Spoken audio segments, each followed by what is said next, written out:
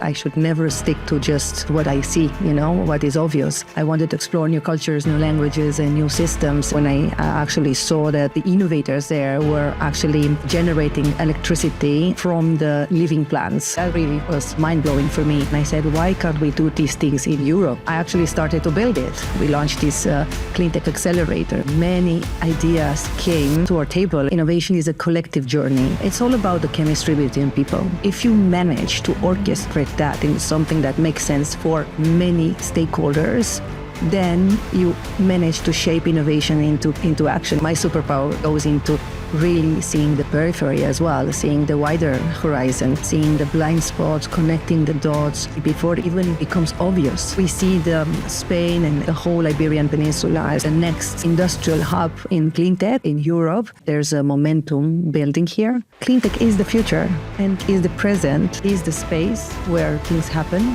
Watch this space, exciting, and be part of it.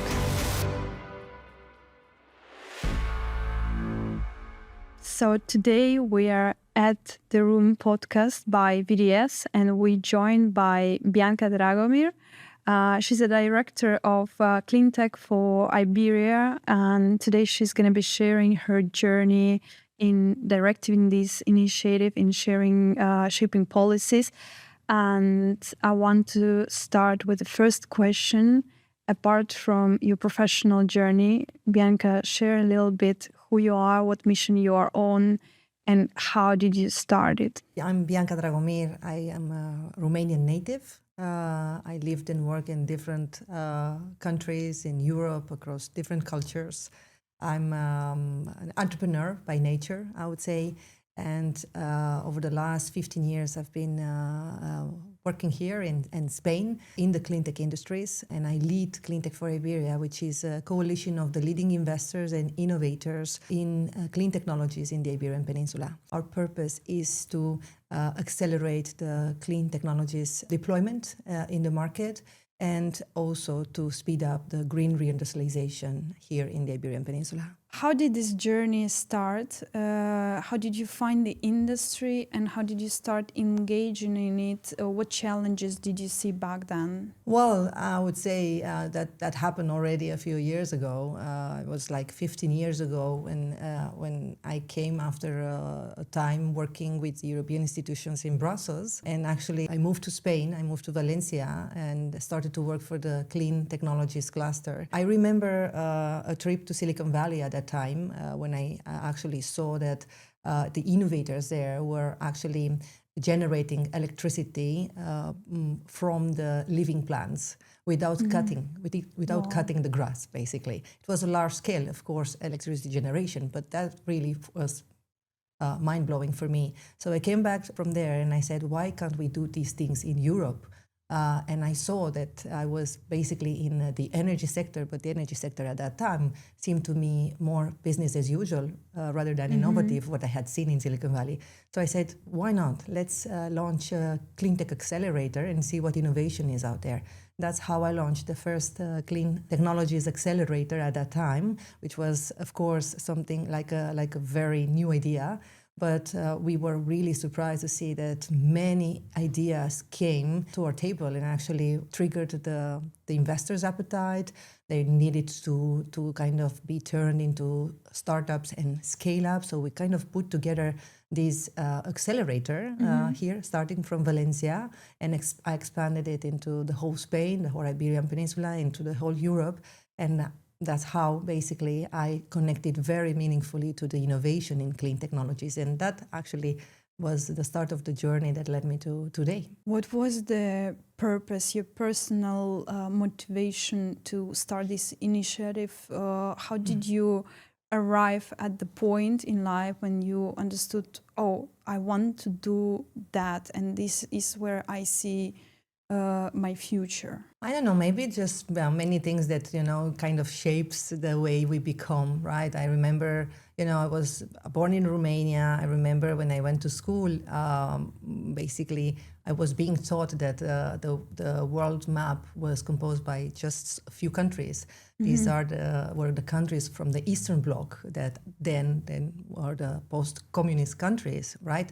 that actually went through a very big transition. And that was the journey that I had during my early years, basically. So my mother was a teacher, was teaching me at home that actually the world was much more than that, those borders were too limited and I should never stick to just what I see, what is obvious. So that actually changed everything for me. And later on in life, I wanted to explore new cultures, new languages, and new systems. And that's how I kind of tapped into, living across many countries of the EU and even by, becoming kind of a linking pin for innovators between different countries. Now I live in a country that didn't even exist on my world map when I was small.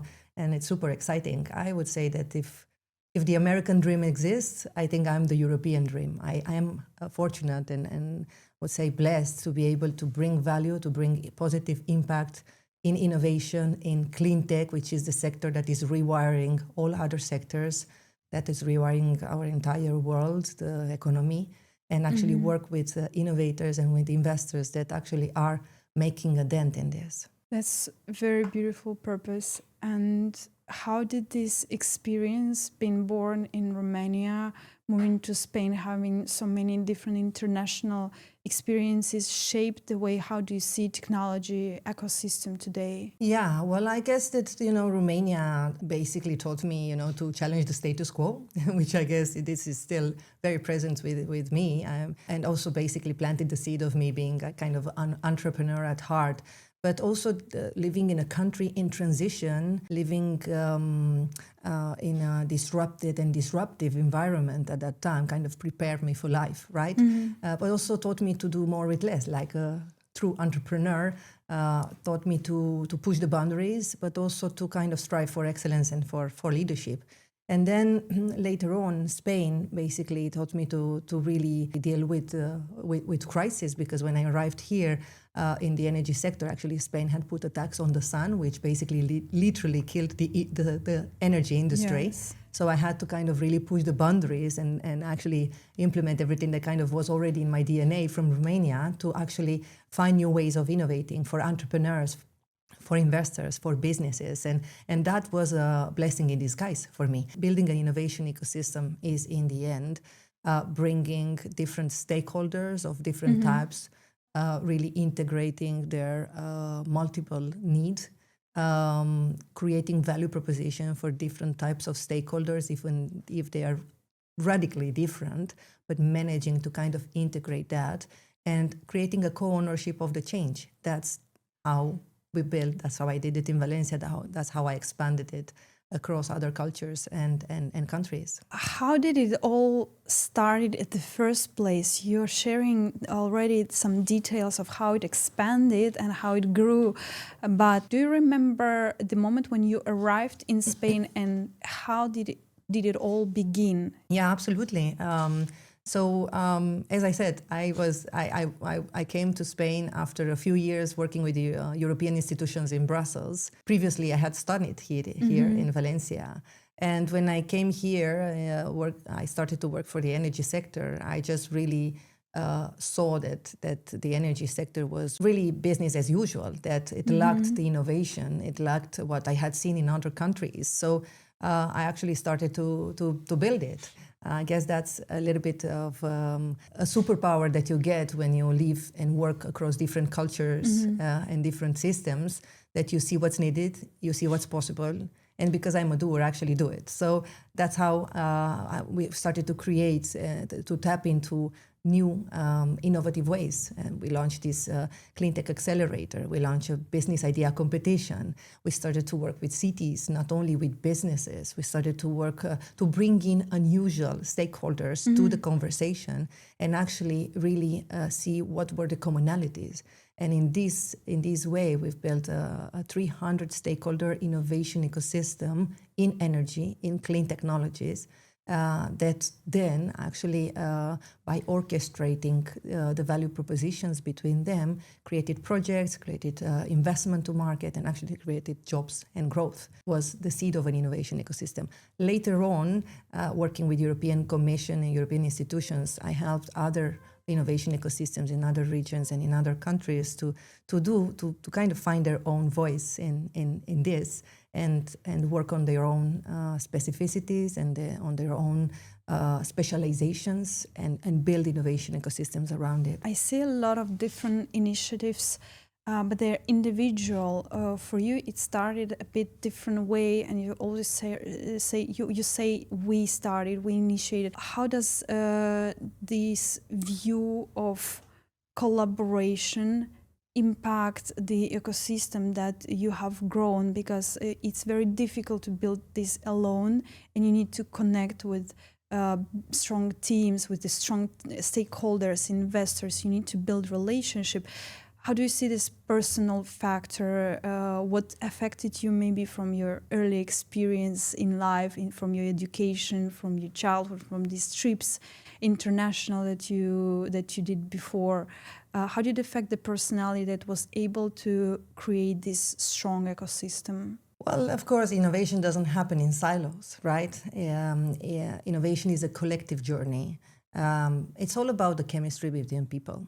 And I would say it's a lot about chemistry, but it's also a lot about shared purpose. So if you manage to orchestrate that into something that makes sense for many stakeholders, then you manage to shape innovation into action and into practice and get to scale. That's the journey.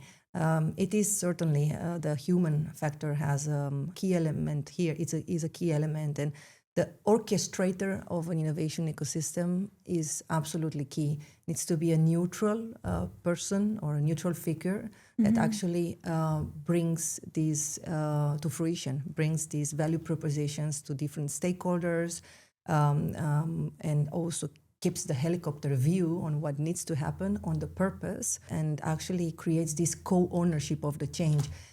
At the end of the day, what's really magical is that all these different stakeholders, whether you think about innovators, or you think about investors, or the government, or other funders, or the banks, or the universities, academia, all of them basically need to feel that there's something in it for them, and all of them need to feel that they are proud of this change.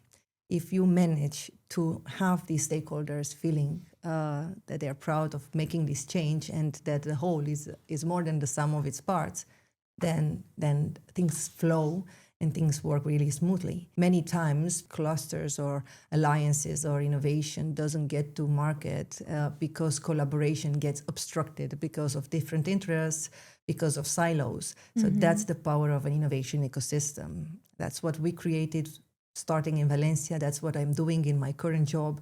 But the current job is not so much focused on one region as I did it in Valencia, or in other regions. It's more of a transnational cluster of different stakeholders that are building innovation and expanding innovation in Cleantech across the Iberian Peninsula. How do you see a superpower? Are you more about people seeing these connections, seeing the opportunities, or you're more on the side of the strategy and vision and actually innovating? How do you see a superpower? Well, maybe just kind of wearing some special lenses that make you see what's needed, what's possible, and then get the job done. Let's be honest, the reality we see today, it's a complex reality, and it's like when we look into the future, we all look like in a murky crystal ball, right? And there's a tunnel effect. There's a risk of really seeing things that are too close to you or very close to you, very near, easy, and really miss the big picture. I guess my superpower goes into really seeing the periphery as well, seeing the wider horizon, seeing the blind spots, connecting the dots, seeing the opportunity before it even becomes obvious. Those are the special lenses. I think that's how I managed to launch the first Cleantech accelerator in Spain, the first think tank of smart cities in Spain, the first cluster accelerator in Europe, and currently to launch and lead this coalition of investors and innovators in Cleantech in Iberia. Could you explain in a few words why would a startup who is in Cleantech, who is developing innovative technology, should join this accelerator, should join this ecosystem instead of developing something by themselves? Because of course, any entrepreneur and any startup needs to kind of see what is the shortcut to the scalability of its product or of its company, right? So a whole ecosystem where you bring together funders, where you bring capital, where you bring potential buyers, even where you bring potential partners, then that's certainly your shortcut to scalability. So you really lose time if you don't connect to such environments. In Spain and Portugal, we didn't have this such a platform before we launched it 3 years ago, before we launched Cleantech for Iberia. And I guess that's the multiplied positive impact that we bring, because investors, venture capital, as well as banks or philanthropists really saw a purpose here and really saw a meaningful place and space where they could get to startups and scale-ups, so a very easy way to reach out to those C-level funds, and all together saw a shared purpose in being a bridge between this innovation ecosystem and the government to together collaboratively shape policies and change into action. While building this multinational ecosystem, this support for Cleantech environment, what was the most difficult decision that you had to take in order to persevere in this journey, in order to pursue this journey? Was there a personal decision? Was there something that you had to commit rather stronger that impacted the whole course of events? Well, maybe a personal decision when I actually had to wrap up my professional journey at the Cleantech cluster here in Valencia after 10 years, where we are still creating so much value, where being in the energy sector, you know, there's always a world of opportunities. Now I focus on later stages of development and innovation, TRL 6, TRL 9 of the hardware type of investments in clean technologies. That's the hard job to do, I would say, in the energy transition. So I took this challenge. And I took this challenge also because I saw this brilliance of the people that surrounded me. I saw big philanthropies joining in. I saw the need of catalytic and patient capital coming from these stakeholders. And I also saw that basically there was actually no platform like this at that time. So I saw an opportunity, there was a pain in the market, and then I addressed it. Being a director of this cluster for Iberian region, how do you see the main challenge of this region? What does it still need to be developed? What does it still need to have more focus? Can you share your perspective? Absolutely. Well, I would say, you know, in order to really get to scale, which is the hardest nut to crack in the innovation journey, when we talk about clean technologies, high capex with long development timelines, long timelines for return of investment, is basically to orchestrate 4 elements and to align them: policy, technology, capital, and alliances. So these are the 4 elements where we work on. If we look at capital, we see there's a lot of capital. Only in the coalition that I'm leading, we have more than €1 billion available to be invested by the venture funds in these sort of technologies. But this money is not basically translating at speed and scale into scalable businesses in the market. Why is that? Well, because we need de-risking. We need public de-risking. We need public guarantees, we need more blended finance, we need to have different mechanisms at later stages of development of the innovation journey for these startups to become scale-ups and to actually leverage innovation into markets, to leverage those factories. We see Spain and the whole Iberian Peninsula as a whole as the next industrial hub in clean tech in Europe. And that can only happen if we actually, unlock this type of capital. If we look at the technology, we have plenty of technologies, but they are in early stages. So this sort of mechanism, public and private capital that will mobilize private capital, are absolutely essential for them. At the moment, we've analyzed that there's a Cleantech investment gap in the Iberian Peninsula by 2030 of 50 billion euros per year. This is public and private funding. So that's what we need to work, and that's what we need to cover if we want for us to kind of get to those 2030 targets of energy transition. And here, hardware, climate, innovation is really key. Another element is really building more coalitions of the willing. What we built at Cleantech for Iberia is an alliance of these front runners, of the leaders, but we need much more. We need much more than that, and we need more investment funds.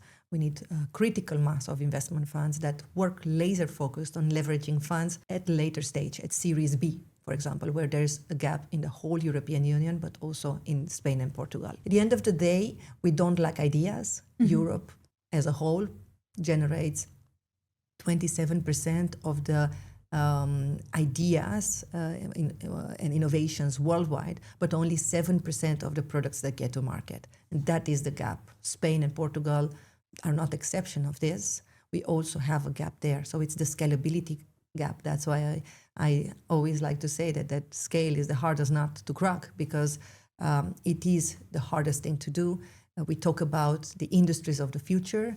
We talk about industrializing green technologies, which take a lot of time, but also that actually are the ones who are going to help us to make a dent in the energy transition. In your opinion, what is the main challenge? Why so few startups make it to the scalability? Well, particularly because of that, because of the value of that, because they start in the early stages. There are investors that actually leverage money, but then when they need to get to the pilot, we talk about many millions of euros. If you talk about an industrial plant of, for example, green hydrogen or a long duration energy storage or e-fuels, it's many millions that need to be leveraged, and that's exactly where they stop. That's where we lose them.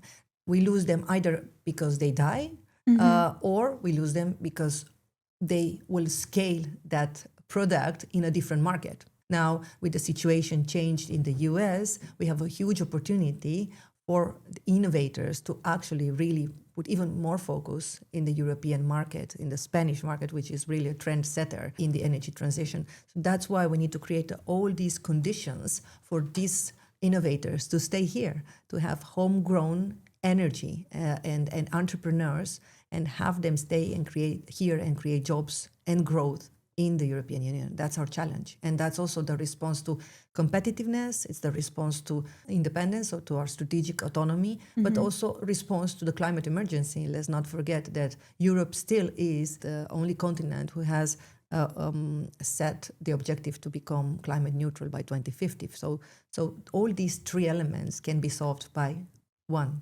Cleantech. And what needs to happen that more founders, more startups actually make it? What support do you need as an ecosystem? Or what do you see as a gap in the mentality, in the psychology of this type of startups? Are they not aggressive enough, like in Silicon Valley? What is it, what's lacking? Well, look, the innovation ecosystems, because innovation happens locally, right? They are either around the city, around the region. It's a place, we call them place-based innovation ecosystems. So they happen in a particular place, in a geographical space. So I would say there are several things that need to happen, and we've seen different regions, talking about entrepreneurship a lot, but not necessarily doing it, right? It's a trend, to be an entrepreneurship region or city. But actually, we are now in a different stage of innovation ecosystems. We are in the stage of scale. That's the only thing that matters. That's the only currency that matters now. Regions and innovation ecosystems that are actually, number one, have governments that are really leveraging funds or the hard part of innovation, so, which is basically the scalability part and the hardware intensive one in Cleantech, those are the regions that are going to be the winners. Also regions that encompass investors that have a long-term engagement with these scalable businesses in that region. It's not only about having the right narrative, it's not only of having, the right ideas. We are at the scalability stage. So the ones that are able to attract investors and innovators, building the factories of the future in their region, those ecosystems are going to be the ones who flourish, and those are going to be the ones who lead the value chains of the strategic industries, right? Think about Volkswagen and the battery for electric cars, right? And the whole value chain of other innovators and industries around it. Think about Vercor in Dunkirk in France, where actually the government and the whole ecosystem have pulled together forces to actually have host this factory there with all the growth and jobs and innovation that it brings. Think about, I don't know, maybe the Nordic countries, right? I'm thinking now about Stegra with the green steel factory in Sweden that also involves a lot of commitment from the government, a lot of long-term commitment from investors. These are the next generation of innovation ecosystems. It's not only about ideas. It's not only about being a laboratory of innovation in the early stage. That's the start. Yes, absolutely. But we need to move forward because the world has moved forward. And how do you make it possible that so many different stakeholders, you mentioned the governments, the banks, the investors, the philanthropists, the startups, the people that support that ecosystem, how do you make it happen that they work collaboratively, efficiently, effectively towards the common goal? Well, look, it's not a perfect system, right? So there's a constant orchestration of the velocity of change and of the speed of different stakeholders. That's basically what happens in an innovation process, right? And an innovation ecosystem. I guess that what is really needed is, again, and I'm coming back to the shared purpose, to, once you get these stakeholders together, united in a shared purpose, things happen more smoothly. And, as a innovation ecosystem orchestrator, you need to kind of, design different narratives for different stakeholders that all lead to the same shared purpose. It's not the same talking to investors than talking to governments, right? It's not the same talking to a mayor than talking to a philanthropist. They have totally different motivations and goals, right? So we need to create value propositions for each and every of them that all become part of a shared purpose and of a mission, and that contribute to make it happen. That's basically the magic of the effective and fit for purpose collaboration, I would say. Yes, Iberia positioning itself as an important hub for clean technologies. What do you think differentiates Iberia from the other technological hubs in Europe and abroad? Look, Iberia has a blessing, which is the sun and the wind, but also it has a very good industrial base. And also it has a growing investment ecosystem in clean technologies. Like, for example, last year, it was the record year in investments in clean technologies, in emerging clean technologies in Iberia.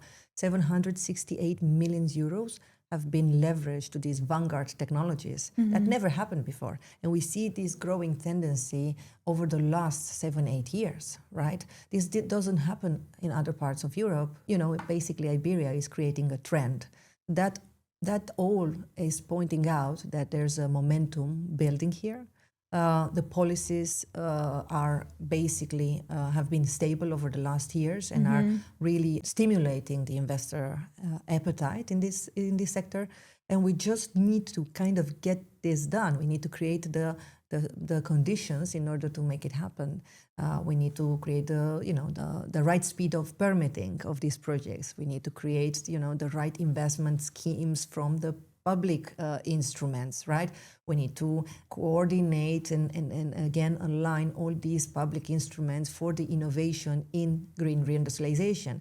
But I guess the things that have happened recently, there's a sovereign wealth fund that was announced by the president of the government, España Crece, just a few weeks ago, actually is pointing out to a 13 billion euro fund that will have a multiplied impact to 120 billion fund, and that will go to digitalization and green reindustrialization. All this is creating a big momentum. And all this is helping to create the ecosystem. What I would say is we need, besides the capital, we do need more alliances. We need more people bringing skin in the game. We need more funds, particularly more at a later stage of investment. And this is actually happening quite at speed at the moment due to all these elements that are together and that are creating this momentum in green reindustrialization. As someone seen a lot of founders, a lot of startups in Cleantech, in mobility, you have a lot of ideas circulating around. For someone who is building a Cleantech startup today, what do you think is still missing, or maybe what opportunities are still unexplored today? Oh, there's an ocean of opportunities still unexplored or insufficiently explored. For example, grid technologies are the ones that come into my mind now. In Spain alone, 84% of the grid nodes are actually saturated. So that opens up a huge world of opportunity in terms of grid flexibility and digitalization, building infrastructure alongside with it, of course. Another area is storage. We are harvesting a lot of sun and wind, right? But we need to store this energy. And then the next generation of batteries, for example, the long duration energy storage is capable of storing the sun up to even 8 days.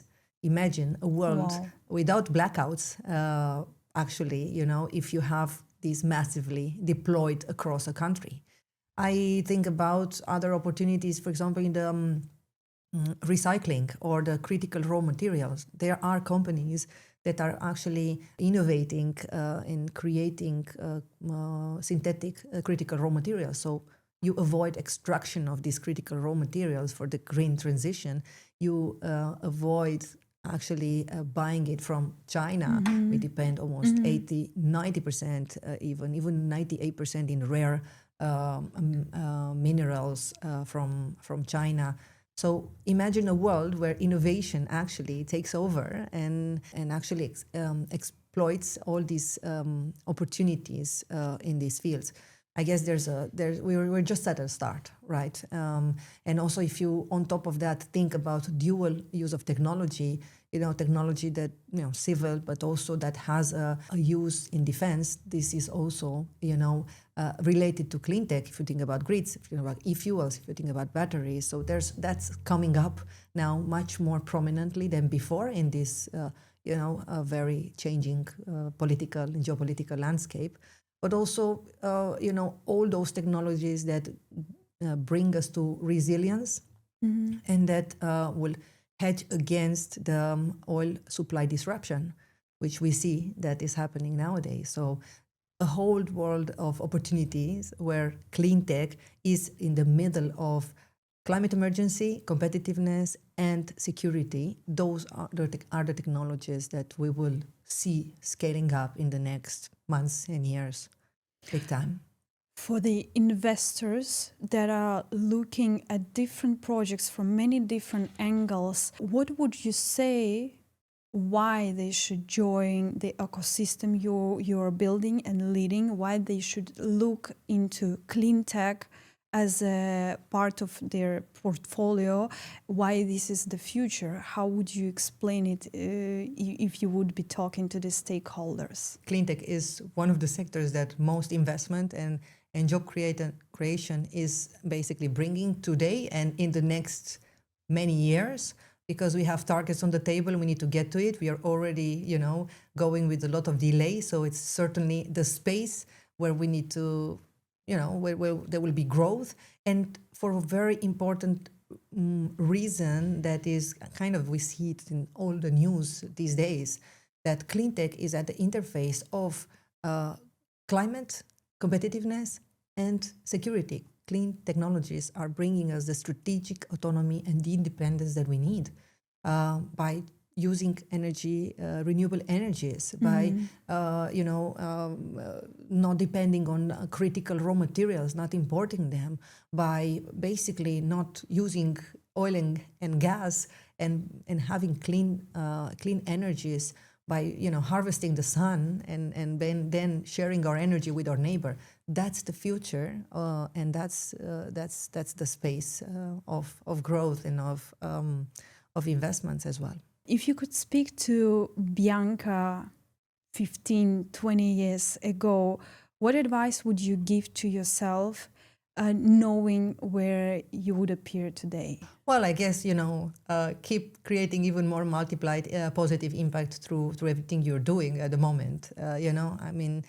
Bianca in the future probably will still be in this sector, will have taken it to the next level, would have probably still worked with many innovators and investors, and looking at innovation and as if the future mattered, working with that passion and with that drive that I still have today, and I hope I will still have in the next years. And yeah, I guess I'm privileged. I'm in the sector that is moving the whole world, and really passionate and excited and blessed by doing what I'm doing.